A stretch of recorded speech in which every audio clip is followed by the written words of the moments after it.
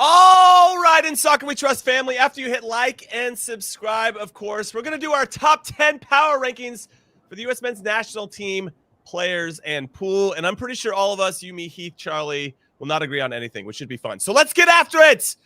Yes. What is up, everybody? And welcome to Mike Sorber's favorite podcast in Soccer We Trust. I'm Jimmy Conrad alongside Charlie, Chuck Wagon, Davies, and Hollywood Heath Pearce. And today on this very show, we are doing our power rankings. And no, it's not about who has more powerful flex between me, Charlie, and Heath. It's about our top 10 players right now for the U.S. men's national team. And the rules are such. We're going to work from the bottom to the top. We're going to start with number 10. But before we get there, Heath and Charlie, do you have any prefaces that you want to state? Like, for example, I don't have any injured players on my list. So Gio Reyna, Serginho Dest, Chris Richards, Miles Robinson, Zach Steffen. I'm that's my one big preface. I didn't have any guys that were currently hurt. But Heath, I'll come to you first. Any prefaces that we should know going into this? I got two prefaces, Jimmy. If you put Greg Berhalter into a player top 10 ranking, Charlie and I are walking away for Alex. Just end it. End the YouTube. Well, just shut the thing down and Greg just Berhalter on your top 10 list. Done. Shut it down. Okay. My second preface is that my top 10 power rankings are based on current power rankings, not based on how they fit within the team or whether they're a starter or not, because then we would just give our starting 10, and that's not how my power rankings work. So be ready. Interesting. Okay. All right, Charlie, any prefaces that we should know before we walk into similar these to Heath, choppy waters? Okay. Just my power 10. It's not position specific. I did exclude goalkeepers. I just went with field players. So no goalkeepers in my top 10. Okay. But all right. One last preface. Injuries out. Oh, here we more prefaces, everybody. Here we go. One last preface. I want Alex to keep track of all future power rankings, because if any of you two are putting your friends in there because they're your friends, because I know you guys got friends on the national team. Yes. So do you. What are you talking about? Yeah, but okay, I want to be held to the same standard. But it's Charlie especially, because I know he's got some boys in the team, and they always seem to get some love on this podcast until Charlie hates them. I just want Alex to start tracking that. Producer Alex. That is. Also another preface. Where is Charlie today? Because that is an immaculate backdrop. Is that one of your kitchens in your? Yes. Where are we? Great Wolf Lodge. Somebody said Charlie's reporting live from the Cheesecake Factory. That's why you got to watch this show visually, you know? Yes, absolutely. It's just another vibe for the show. Just another vibe. Another vibe. Another vibe. All right, let's start with number 10 then, shall we? Now, this was a consensus of our 3 power rankings, but I guess we'll also be able to kind of break them apart. Number 10 is Gio Reyna. Okay. So number 10. So I'll go first here, because just given it was tough for me to bring the injured guys into the team. Obviously, Gio Reyna would be in our top 10. Obviously, it wasn't that tough. It wasn't that tough, Jimmy, because you had him in your top 10. So I didn't have him in my top 10. This is our consensus. He wasn't in my top 10 either. So clearly the rankings. I mean, I assume, Charlie, you had him what? How high up the list for you? I had him at number 6. And me and Heath, I didn't have him on my top 10. I had my injured reserve. Yeah. Mm-hmm.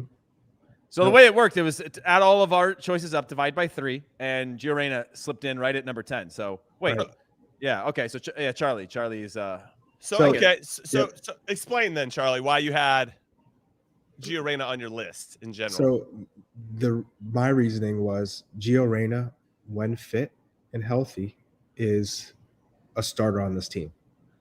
He's that gifted. I mean, it was just a snapshot in Azteca where he's able to dribble literally 6-7 players in one go. But Gio Reyna has the goods. He's a special player. Okay. In my opinion, is on the power rankings, and he's at 6 right now. Okay, but so where was Timo Weah then for you? Because Pulisic's on one side, Timo Weah's on the other side. Do you want me to just give you my 10? How about that? Jimmy, you want the 10, Jimmy, or are you trying to put him on in a lineup, Jimmy? This isn't the lineup 10. That would just be a starting lineup. No, listen. If he's trying to say he's an automatic starter in this team, and we got Timo Weah that's ranked higher than him, and Pulisic ranked higher than him, where does he start? Timo Weah is at 5 for me. Oh wow. Okay, so I've never played with 2 wingers on the same side, but I'm down for I haven't either. I'm just trying to understand how this works. That gives you an idea. So I have Weston McKennie at 1. I have Tyler Adams at 2. I have Christian Pulisic at 3. You Yunus just Musah- unhinged this entire power rankings, Charlie. You want- I don't care. Literally, we it's might all as He's well. getting unhinged. defensive. He's getting defensive. Well, is it because you guys are already all over the place? So Yunus Musah at 4, All right, Timo here's Weah Charlie's at power 5, rankings. Keep Gio going. Reyna, Dest, Aronson, Zimmerman, Robinson. That's my power Okay. 10 right now. Okay, that's fair. And see, and that's the problem is Gio Reyna is at 6, considering that the 3 midfielders are Musah, Weah, Hey. Musah, McKinney, and Adams, and Weah is in front of them. So Hey, Jimmy, this guy must be with his kids at Cheesecake Factory because he is heated right now. You know what I He mean? is hot. He's got kids knocking waters off the table, all kinds of stuff right now. I want to see yours. I want to see you. This is my thinking. I kind of want to break down Okay. yours first. Yeah, yeah. Break yeah. it down. Break it It's down. fair. Let's break I it like down. it. Let's break it down, Charlie. Okay. Okay. I mean, okay. Go ahead. Go ahead, Charlie. Explain All right. yourself. What Weston is, I think, our most impactful player in terms of how much distance he covers in the midfield, but in terms of getting on the end of set pieces and being a real catalyst in the attacking third, which Tyler Adams isn't there yet as a player. Tyler Adams, incredible, but I think what Weston is able to provide this team as kind of both defensively and winning second balls and getting into the attacking third, playing at Juve and starring at Juve, I think his club form as well has been strong. That he's the number one right now. Jeez. Tyler Adams, his club form has dipped, but I think with the national team, it's still been consistent. So he's just the leader within the group. Everyone looks at him as the captain, really. Christian Pulisic, we've seen it's just been so up and down with club and country. Now, when he is the man, when he's doing his thing, he's the best player that we have. But we haven't seen it consistently. And I think that's when Christian goes from on the verge of talking about being the GOAT for the U.S. men's national team to actually being the GOAT for the U.S. men's national team, because Clint Dempsey and Landon Donovan had done it for year on year on year. So you have that longevity of success. So that's what Christian needs to bring to the table. Yunus Musah, after this camp, he said, I'm here. I'm staying and I'm going to be on the pitch, because now he's developing in the final third, which is where we need him to be. He's so different than Tyler and Weston in terms of dribbling, but I think that vaulted him to number 4, that he's indispensable for this team because he gives you something that the other players can't. And Heath, can I jump in really quick? Yeah. Or Charlie, can I? It's clear you hate number 9s for the U.S. men's national. I don't see one goddamn number 9 on this list of yours. How could you? How could you say a number 4 9 goals against Granada, dude? Put some respect. Come on, Jimmy. Who would Jesus Ferrer go over? Let's think about that. All right, Timo Weah, he's proven that he's an impact player for us because he gives us also another dynamic that we don't typically have, which is stretching, but also he's shown that he's developing, coming in, checking this into different spaces, and he can score goals. Gio Reyna and Dest, we know what they're capable of. Their talent. They'll be higher on the list when they're playing consistently, but I'd say right now they're top 10. You expect them to start in the world, at least definitely Serginho Dest to start in the World Cup. Okay. Aronson, I mean, enough said. He got a big time move to the Premier League. Oh, you got 3 right wingers in the top 10. I forgot. I've never played with 3 right wingers. That's exactly. So this is not based on formation, right? We're talking about depth chart and strength, and this is where the strength of our team lies. Walker Zimmerman, I think we realize how he's our best center back right now. He whether you like it or you don't, I think he's improved a lot. He's kind of been steady. One of those players that you can rely on. You know what you're going to get out of him. And then Anthony Robinson, because we have no left back depth, he's that important. So if we lost him, we'd be in some trouble. So that's kind of how I put together this list. No, I appreciate that. I agree with you on the Dest and Reyna stuff, that once they're playing, they'll move up into my top 10. They just haven't been involved recently, and that obviously bums everybody out because we want that means they have no power. There's no power. Zero power. They got no like Charlie quads. You know what I mean? They got zero power right now. All right, so Heath, let's see your top 10 then. I'm kind of curious. Oh, geez, we're just throwing it up. Mine. You want to throw it up there here whenever you're ready, Alex? Let's see it. Oh man, I'm gonna get attacked. I'm comfortable with that. Oh boy. You know what? I can't wait to see this now. All right, so when we get this thing up, see if I can get my handy mouse going. There we go. It's moving. Let's see if Alex has mine ready to go up, and we'll walk through it. But I've got I'll start at number 10. Paul Arriola. What do you guys think? Huh? Wow. Quiet. It's quiet. That, It's quiet that in was here. that was a bit of a surprise, to be honest. Yeah, it's a surprise. But Are you want me to start 10-1 or 1-10? Because I'll go let's either go. way. Let's go 10-1. Okay. Paul Arriola is just one that I think continues to show value in the national team. And again, my power rankings are based on just pure form, not necessarily like it's like trending upward, trending downwards. And he would have trended way upwards in my book just on his performances in camp. And quite frankly, doesn't get a ton of time, but when he gets time, I think he makes use of it and is a useful part of this national team. Now, McKinney's on your 10. Oh, I didn't have McKinney in my 10 only because he hasn't been playing much lately, and he played in the last camp. Yeah, but he's not playing. He's not like he's playing much. Did he have what? Even in the last camp, I would have put him in my top 10. He played in the last camp. He wouldn't be one of my 10 in your top 10. He wasn't okay.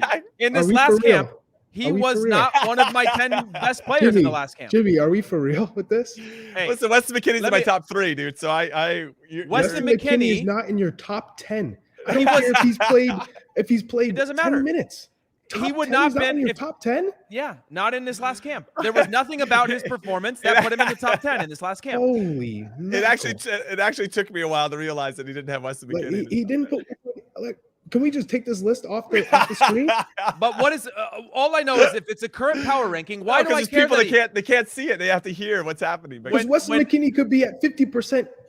It doesn't matter of his skill level and be on the top 10. He wasn't Weston McKinney that I've seen before. I don't care that he started at Juventus. This is a current power ranking. Weston McKinney's coming back from injury.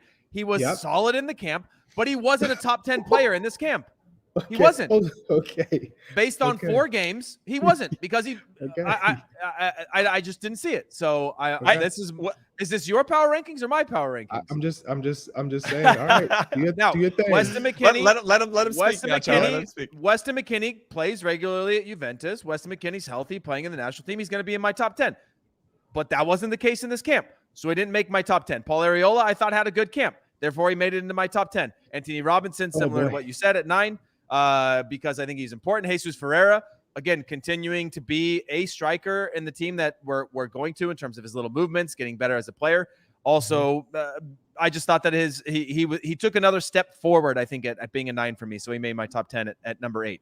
Timothy Weah, I had to have him in there just because he's so dynamic. I think he's continuing to become a better and better player. Hopefully he makes a move over the summer and gets consistent time in the season. Christian Pulisic didn't crack my top 5, again, mostly because I think he still has I think he can take over this team. So he's in the top 10 because he's playing with the national team. We'll see what happens this summer. Brendan Aronson was one above him at number 5, just because, again, a solid camp for me and showing that he can play in a few different positions. Matt Turner's at 4. I got a goalkeeper in my top 5 just because up until Matt Turner played, we talked about how Zach Steffen's the one. Zach Steffen's the one. Nothing matters. Zach Steffen's the one. It doesn't really matter. Now Matt Turner's going to go sit on the bench. We're still talking about Matt Turner being the number 1 at the moment. How many games did Matt Turner play of those 4? Just 2? Yeah. So you had Granada and Morocco. Yeah.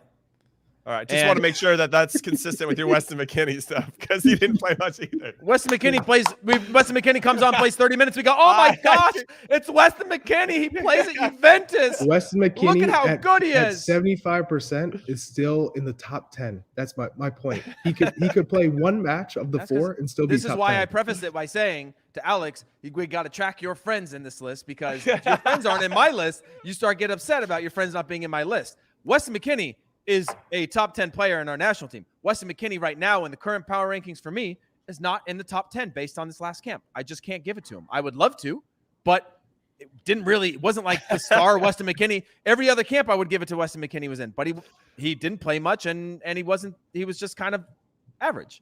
He wasn't Weston McKinney that I've seen before. So he didn't make my top 10. Tyler Adams at 3, again, like Charlie said, leader in the team, captain in the team. Walker Zimmerman actually at 2. Because while he's not as dynamic as we'd love to see from a center back, he has shored up that back line in a lot of ways that has allowed us to worry less about that. We go back to John Anthony Brooks. We all liked him when he's on the ball, but he was a liability defensively at times. And I think Walker Zimmerman taking the chance that he's had and with the Robinson injury has just changed the dynamic of that back line to being at least somewhat secure in one spot. And now it's just about who's going to be next to him. And I think there's something deserving of that. Plus, he drives a lot of clean sheets for this national team. Do you think his performance against Uruguay was number 2 worthy on this list? Well, it was based on all of his performances and how the form that he's in right now. Just in the camp. Yeah, in the camp. I thought that I still think that he's a number 2 based on the fact that he's been solid. Tyler and Pulisic and Aronson. I mean, you're comparing apples to oranges on positions. I'm not going based on positions. Charlie's trying to poke the bear right now. Charlie just wants to go with like the same guys if you gave Charlie a power rankings, he'd go Weston McKennie, Tyler Adams, Christian Pulisic as his first 3 all the time. And you could put him in a blindfold. And so if those guys come into camp and they leave I can't camp, wait to show Charlie you my will give list them and then Yunus Musah, regardless of what you say about Yunus Musah, we always end up talking about him after camp, how good he is. And how impactful he is into the team. We talk about he's young. Okay, yeah, he's not necessarily that much in the attack. He's not in the final third all the time, but we still leave every time going, that player's something different. And he's one of the few players that we talk about consistently as someone different in the terms of the style of play, the strength that he has. And I thought that was warranting of a number 1 spot from this camp alone, or based on this current power rankings. Again, it's not a lineup. So your power rankings 11. Is just based off of camp. This last camp. That's it. It's literally based on today and what I recently came out of, right? We're not coming out of a league season. We're coming out of a long stretch with the national team, 4 games. And Yunus Musah, I thought, was really, really good in this team and continues to, even though I would love to see Brendan Aronson in the central midfield, Yunus Musah is making it impossible because Weston's going to play, Tyler's going to play, and that leaves only 1 spot in there. And that could maybe be Gio Reyna, but Yunus Musah continues to make that a challenge because of those 3 together and the tools that they have, even though it's a little more neutral than it is attacking minded that I think Brendan Aronson could do in terms of pressing, winning the ball in good spots and that sort of stuff. Yunus Musah would be the perfect excuse to remove from the field. And every time that he plays, you continue to go, wow, he needs to be on the field. But is this 10 after the World Cup camp or currently right now today? Because if it's the camp, then Luca De La Torre has to be in the top 10. I agree. Yeah, De La Torre should have been in there. That's a good shout. I mean, that's a good shout. Just poking holes. That's all. No, you can poke holes. That's the thing about a 10 is that there are some loopholes in every 10. Unless you go with Greg's over Areola. Yeah. Areola was my hot take from my 10. He fit into number 10 only because of the fact that, again, you're totally right. Luca De La Torre had a better camp than Paul Areola, but I also felt like for a 10. We could easily just give our best 10 out of 11, and that's the power rankings every time, and that's not very fun to talk about. Well, I guess my list but I will say Luca De La Torre is an oversight, and I messed that one up, and it definitely would have gone in probably over Jesus Ferreira, Paul Areola. Respect to you acknowledging that. Yeah. I appreciate that. As I was going down my list, I was trying to make sure that I had a few in there that wouldn't be expected, because otherwise we just put our best 11 in a power rankings, and that's not a power rankings. Power rankings based on people who not really, because we're not all gonna have the same 10 in the same number. Yeah, but if we did our best 11, we'd have at least 8 out of 10 being the same, and I don't think that's a discussion or a debate. I think a player that's played himself from player 26 or 23 up and like played himself through the roof in a camp like that could be. And I don't mean through the roof, but proved themselves to be jumping upward in a top 10. Otherwise, we'll never crack the top 10. It's literally your starting 11 for the most part. No, it's not the starting 11. It's the best 10 players you have. I have my interpretation. It's funny that we all have different interpretations of this ask, where producer Des and producer Alex are like, hey, just give us your top 10 players. And we're all taking it in different ways. Mine's kind of a merge between you two. So we'll get into my list here. And I hope you have injured players in there, Jimmy. I hope you do. I don't have. I have Charlie. Injured reserve. No Des. Gio Reyna hasn't played in 7 months, hasn't been in the top 10 power rankings. No, I got Matt Turner at number 10 because, kind of to your point, Heath, there were certain players that I think solidified their position within the team. And I think he did enough in his 2 games where it's like he's our number 1. Zach Steffen can come back and he can maybe, I don't know how he's going to try to beat out Matt Turner at this point, because why is that though, Jimmy? Why have we shifted so quickly from like Zach Steffen good with his feet, he's going to be the number 1, and Matt Turner attacking his feet because of the way we want to play, to now being Turner's the 1? Like, where was that shift? Was it Zach Steffen's club performances plus injury? Well, yes, I think I don't know. I actually want to get your guys' thoughts, but I think that there's some element of Matt Turner has a chip on his shoulder about this commentary and this narrative about him not being very good with his feet. and you can tell he's been working on it. And he made some plays against Morocco in particular where he cut he cut it pretty close on a couple, but he still completed the passes. And we got out of one sequence when we ended up getting I think we ended up getting a goal out of playing starting from him. And so against Morocco.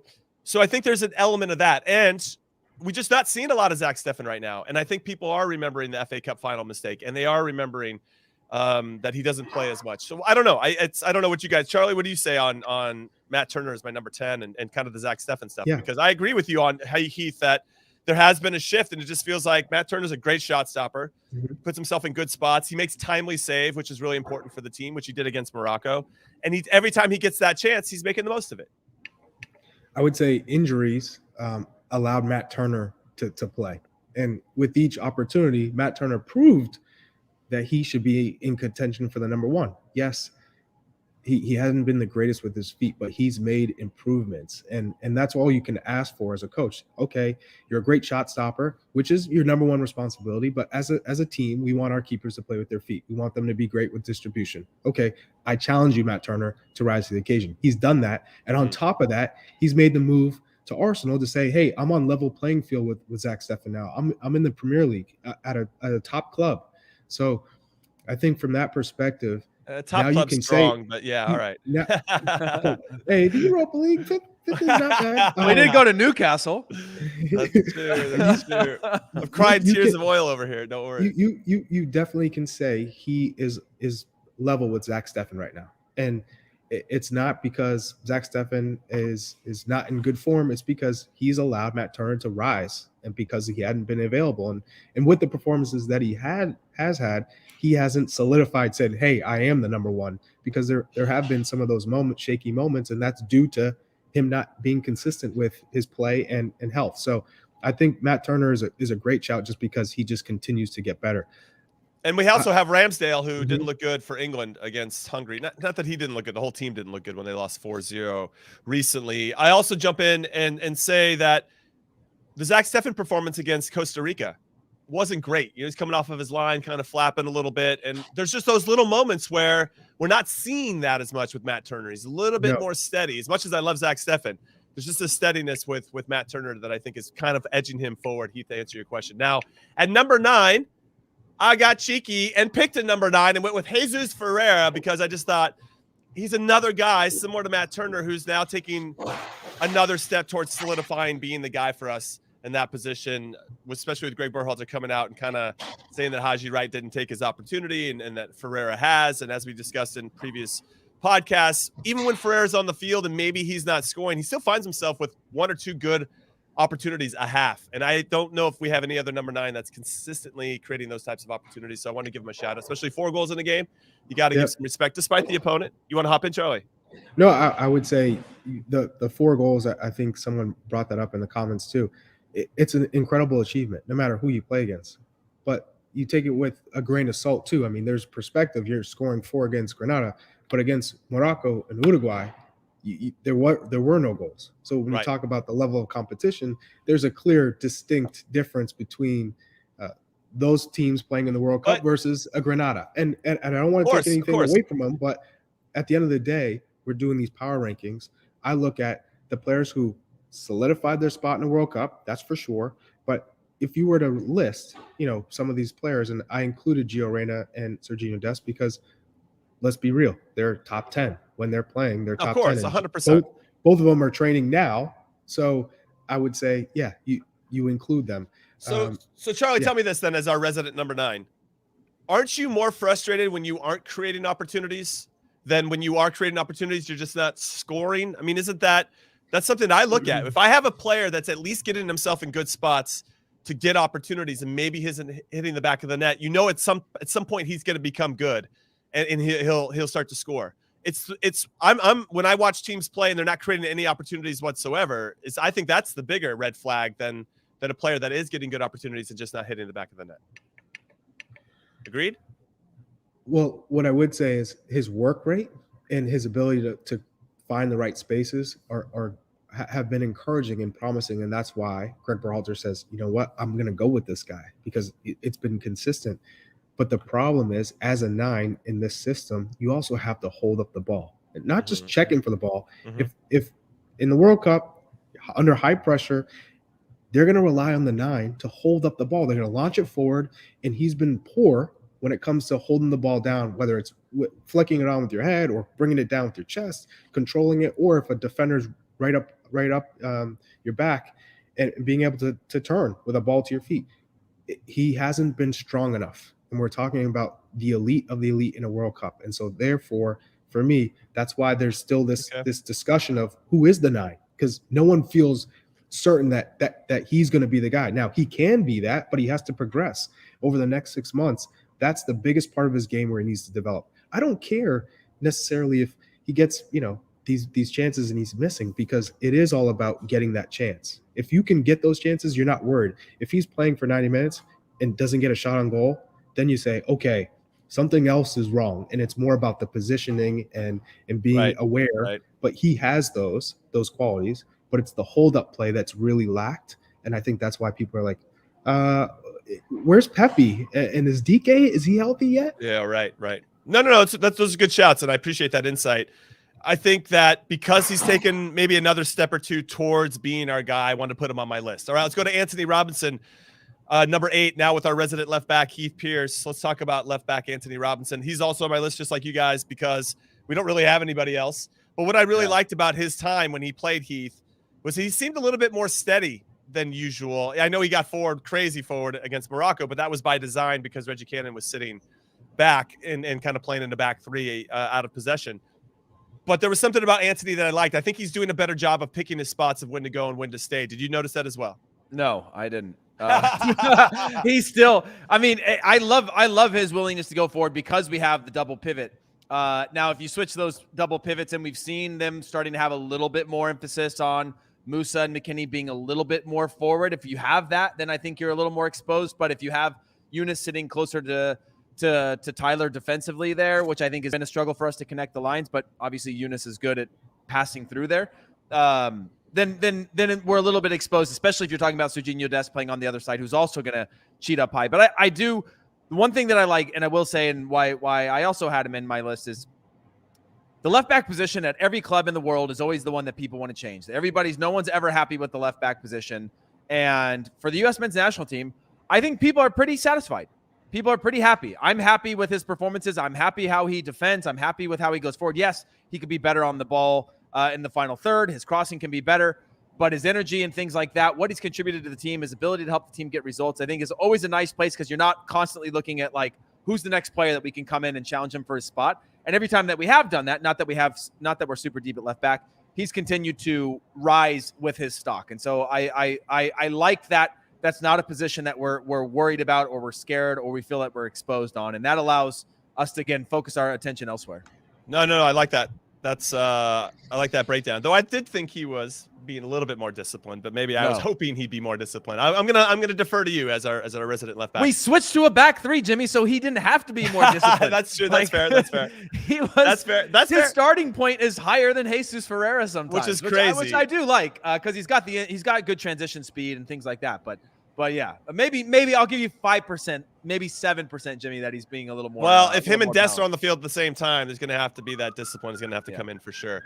All right, I have Brendan Aronson at 7, and the only reason I have him at 7, kind of below everybody else, the bigger names, but like Timo Weah and Yunus Musah, McKennie, Adams, Pulisic, is because I feel like he proved to us once again that he is adaptable in multiple positions, and he's got such good energy that I feel like he might have played himself into being our super sub off the bench. Like, oh, we can play him out wide left. Look how great he did against Morocco. He can play right. We can maybe even put him at false 9 if we want. He just has that. And if we look at anybody else that's coming off the bench, I think Brendan Aronson gives us the best energy and the best engine to potentially change the game with what he brings to the table. And obviously with Musah, McKennie, and Adams playing as solid as they did against El Salvador and finding ways to have success in a very difficult situation with the field and being away from home. It just feels like Musah, McKennie, Adams is our midfield going forward. Let me ask you this, Jimmy. Yeah, I know you've got Musah, McKennie, and Adams higher up in your rankings for those that are listening to this in audio form.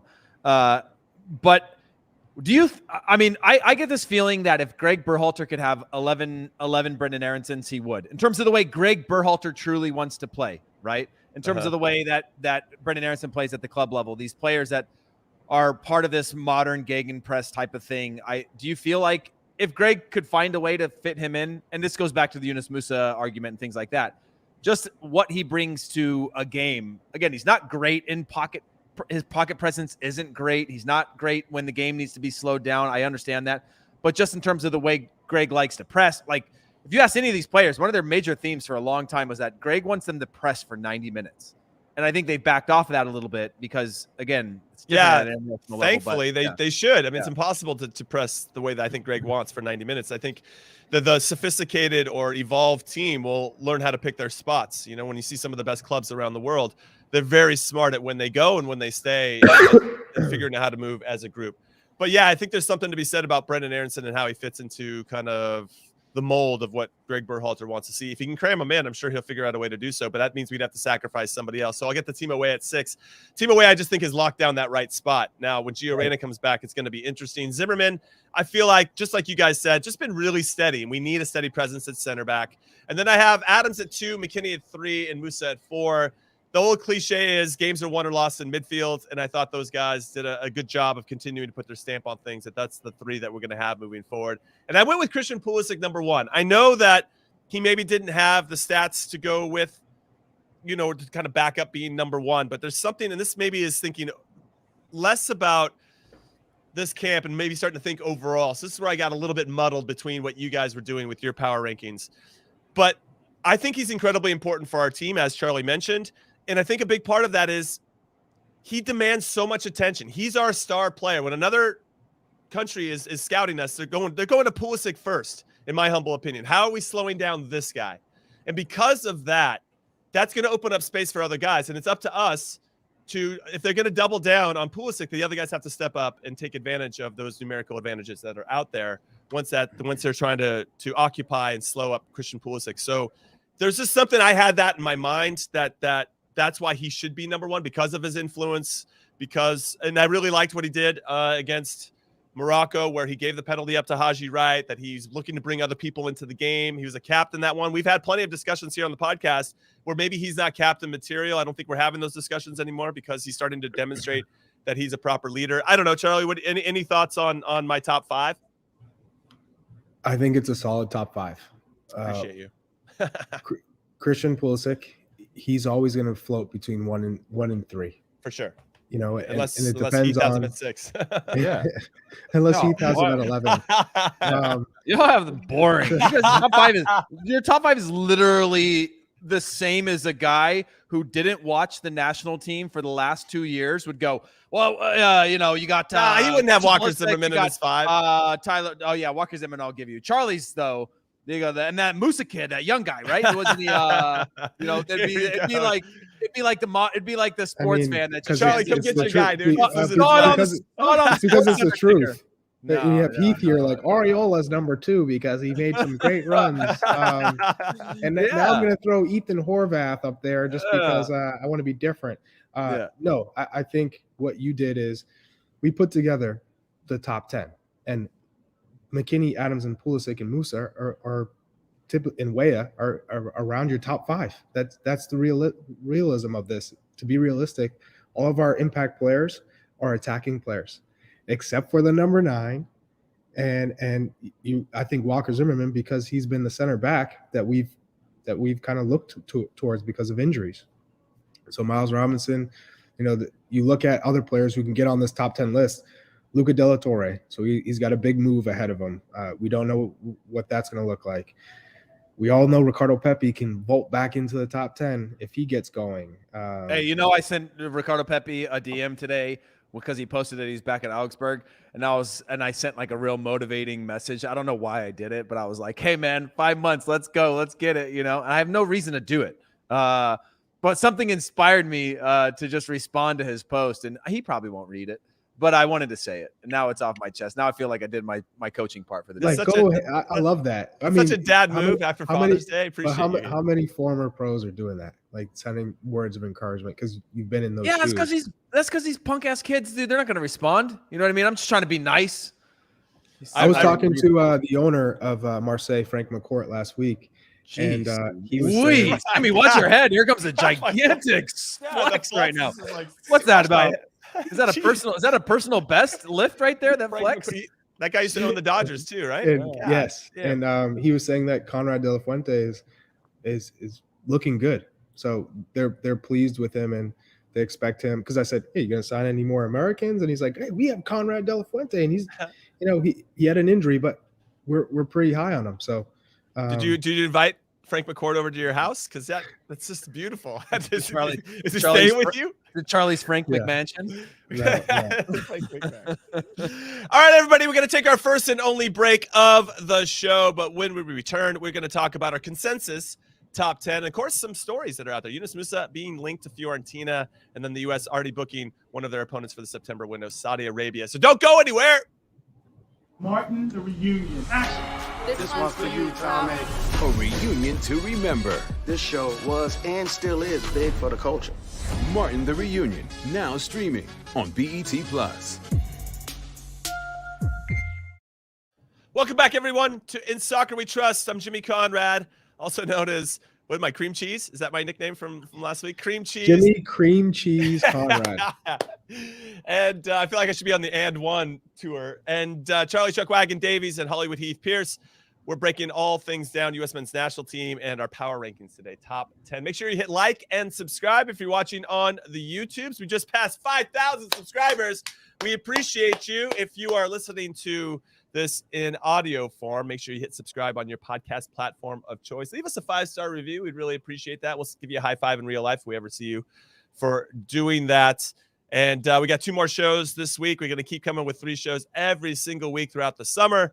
And then, of course, as we gear up for this upcoming European season and any MLS news that's out there, of course, and anything else going around the U.S. soccer sphere and the September friendlies. Let's talk about that first. So, Charlie, I'll come to you. We already got one of our opponents. It's looking like it's going to be Japan and Saudi Arabia, but Japan hasn't been announced yet, but Saudi Arabia has. Are you happy with that opponent to face in the September friendly? Did you want to see somebody different? Do I have to be honest here? Well, I don't know. You've been honest, pretty honest with your power rankings at this point. I'm gonna say I'm not pumped about neither of those 2 opponents. And I get it. You want to play different types of opponents, but give me the best.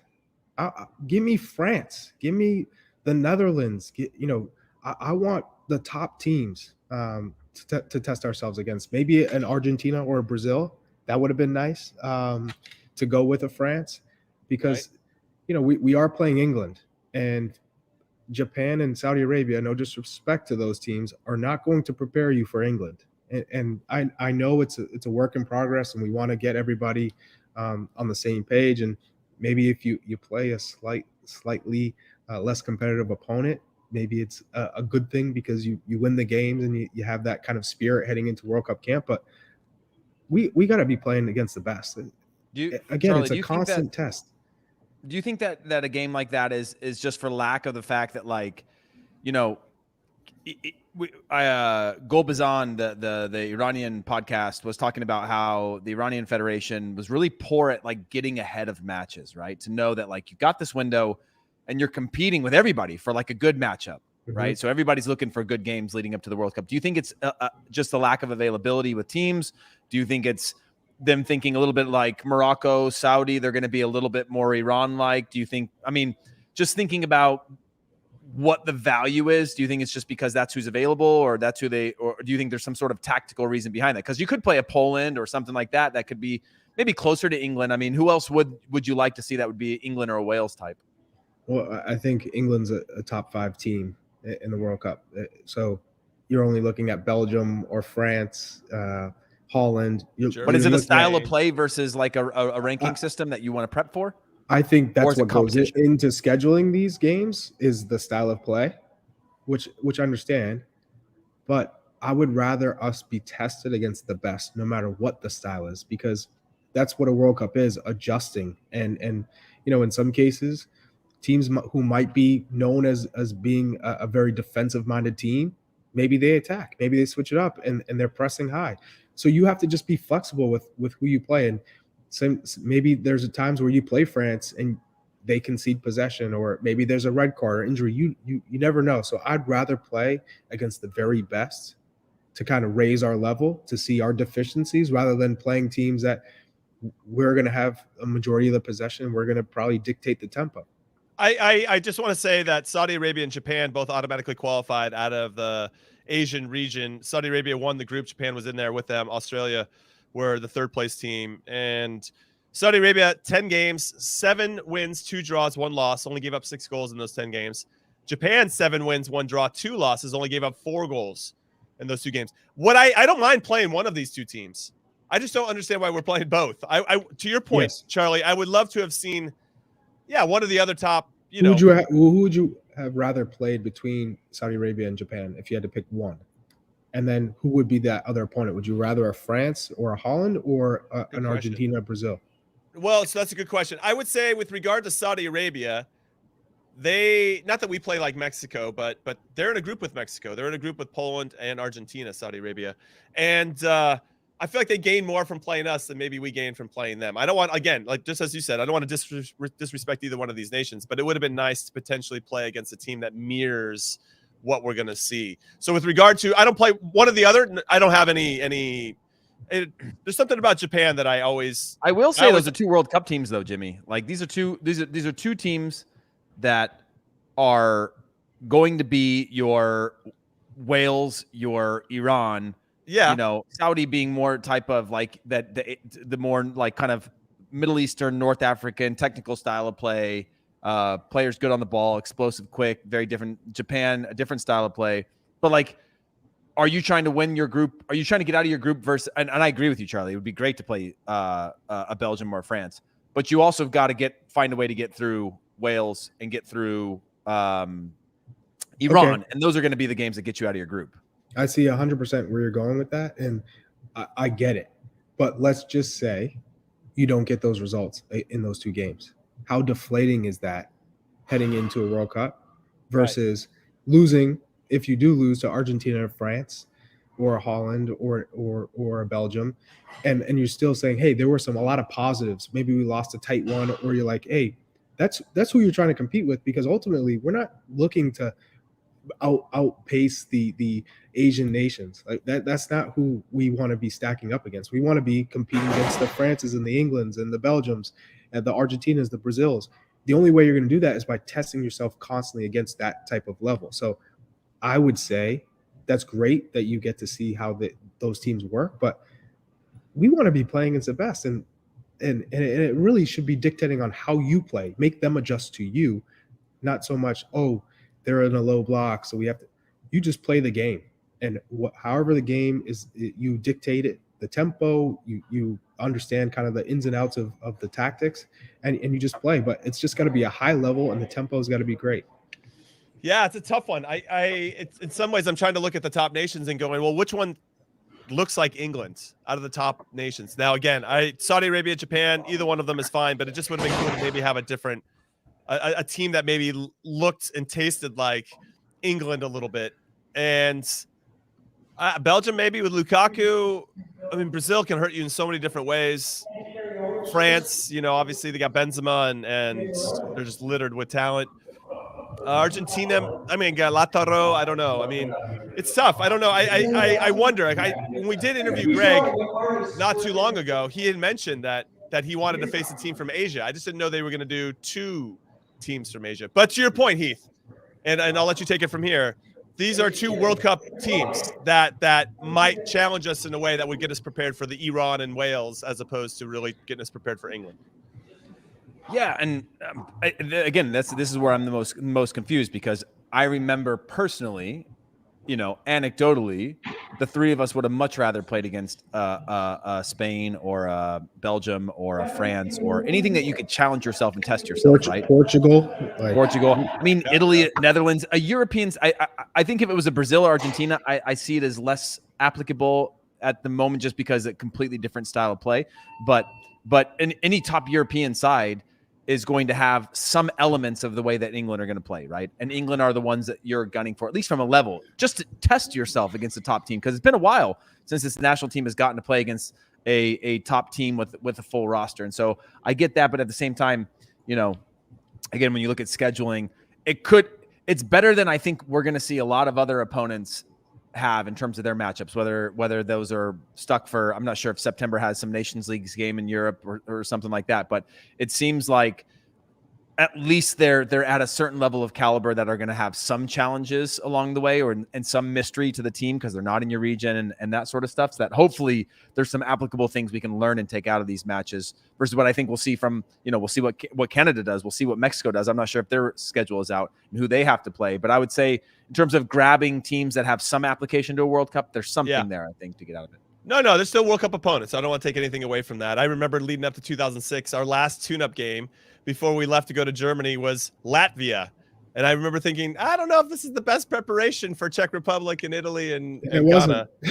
And it wasn't. We got knocked out in the groups. Thanks for no, Jimmy, I can tell you. I can tell you. It wasn't. Yeah, it wasn't. It was a bad idea.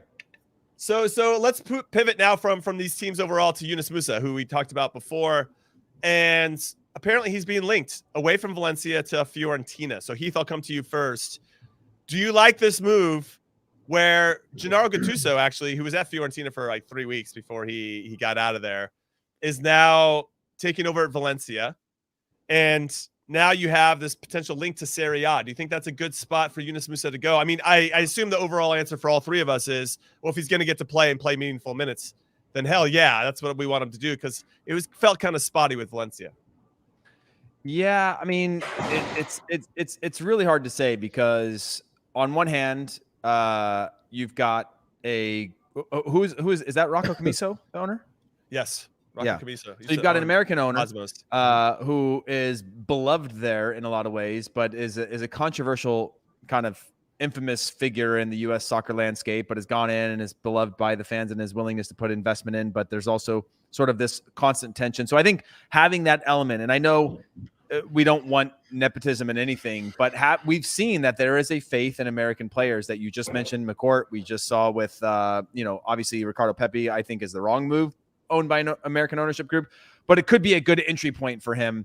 But there's also running the risk of what does that mean? Is there a larger play here, or is this a pure footballing reason? Now, I think Yunus Musah could play in Serie A from the start and be a starter and be a contributor from the very beginning. I do think that Yunus Musah has probably been written off at Valencia because he's another player that we talk about, Brendan Aronson in the national team being super sub. Yunus Musah is young.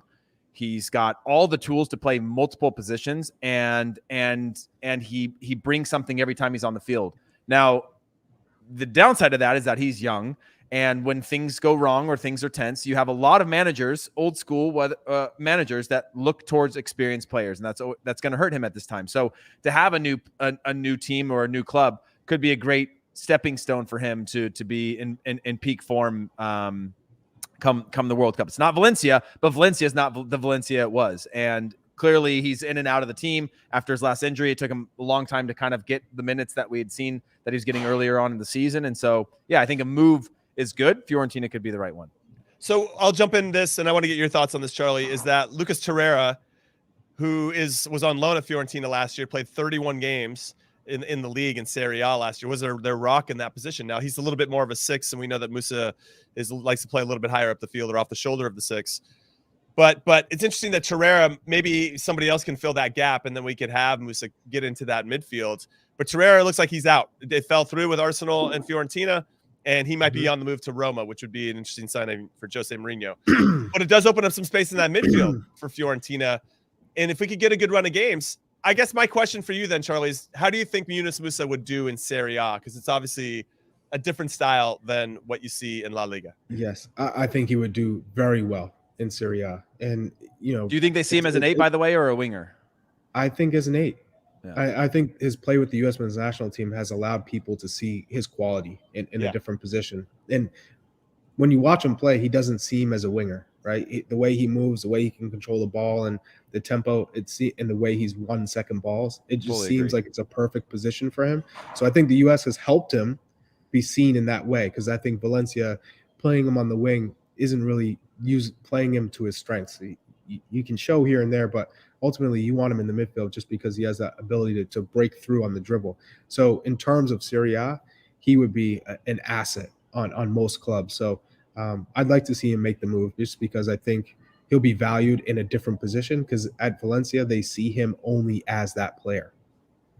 Yeah, I'm with you. I want him to go to Fiorentina. I think that he's done what he's going to do at Valencia. If they stick with him, I think he would chip away and get his minutes and go. But it feels like maybe under Gattuso, maybe his style of how he likes to play doesn't fit that system. And if Fiorentina actually wants him and can see his future somewhere in that midfield, and you have an American owner who wants to play the American player, there might be some good energy there for him to get some valuable minutes ahead. It's got to be the right club, though. It does. Got like there is we've all been through the same cycle that there is a desperation to make sure you are in the best position possible going into a World Cup. Now we're only 5 months out. That there is a theme in the national team, at least for Yunus Musah, and he's going to go to the World Cup, but he spends 5 months on the bench. That could change the narrative. Now I still think he's a starter based on his performances, but 5 months is a lifetime for a player, and the anxiety of knowing like the stepping stones of losing or wasting time, that I think we see the desperation. We saw that with Ricardo Pepi going to in Augsburg. I don't think that was a desperation move. It's one of the few clubs that could afford him, but you make the wrong decision. I think this season Ricardo Pepi will get minutes, but I still think it's the wrong club, and you don't want to get stuck at the wrong club because of how long you could get stuck there.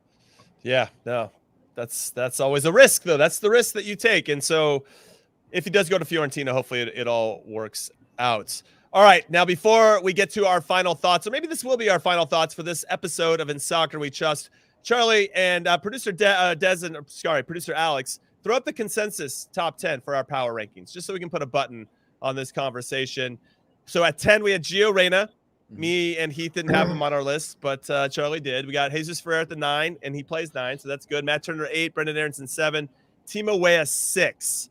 And then when we click over to 5 versus 1, Zimmerman 5th, Weston McKennie 4th, Pulisic 3rd, Yunus Musah 2nd. Tyler Adams, number 1 with a consensus player power rankings, which was the big theme for our show today. Any final thoughts about this or anything else, Charlie Chuckwagon Davies? I'm not mad at the consensus top 10. You're just mad at Heath. Listen, I feel the same. Like, I'm actually okay with the consensus top 10. Like, I'm okay Tyler and Eunice there. Christian, the top 3, as Charlie mentioned, always a top 3. Weston wasn't on my list, but 4 is fine. I just can't believe that you just didn't have Weston on the list. It's pretty amazing. Yeah. Hey, I mean, I'm not giving out even if you put him at 10 lunch. and you're like, oh, he didn't, have the most influence, but not on the list. Listen, I do not. I think you just forgot about him. I didn't forget about him. You guys all forgot about Luca De La Torre, but like I didn't. I didn't. I just didn't. He was in no. You forgot about Luca De La Torre. No, he wasn't on either. I did forget, but you guys didn't have him on your list because we don't think he's in top 10. But you went off of camp, so therefore he should be in the top 10. That's fair. But I will say this: at least I didn't put a player who had a good game against Mexico and has barely contributed over a year and hasn't had super performances for the national team and hasn't played and had continuous injuries into a top 10 because of his potential. Okay, wow. It's not based on potential. I didn't say this is a list of potential either. I mean, that's all. I mean, what else could it be? He's not playing. When he has played, he's top 10. No? No. You would say no, he's not a top 10 player. Oh, man. He could be. Producer Alex, come get Heath, man. He's losing his mind. Yeah. I listen. I love. I'm a Gio Reyna fanboy. One today, I'll tell you that. I'm a Gio Reyna fanboy. But like we are giving free. We're handing out free turkeys right now. Like we're handing out free lunch. Turkeys. Yeah, we're giving out free lunch. Keith, I love you, but Weston not in your top 10, and then you're gonna say it's a camp and Luca Del Torre's not in your top 10. Come on, bro. That's fair. I'll admit the error on Luca De La Torre, but I'll fight for the fact that if you're gonna die on that hill. You could have put Weston McKennie in my top 10. That's fine. I'm okay with that. But now I just feel like it's at least I can have boring, Heath. You didn't want to be boring. That's 100%. He wanted to be the contrarian. He did. No, I'm not contrarian. I just want to have a discussion. I'm gonna call show you 3 days a week. I'm gonna call you Herc Pierce. Herc Pierce. All right. On that note, that's the end of the show. We appreciate your support and love and adoration. As always, we got 2 more episodes coming up for you this week on Thursday and Friday. We're trying to cook up a special guest as well, so be on the lookout for that. Make sure you turn on your notifications, hit like and subscribe, of course. And on behalf of producer Des, producer Alex, Charlie Chuckwagon Davies, and Hollywood Heath Pearce, I'm Jimmy Cream Cheese Conrad saying thank you for listening and watching In Soccer We Trust. We'll see you next time. Later. Peace.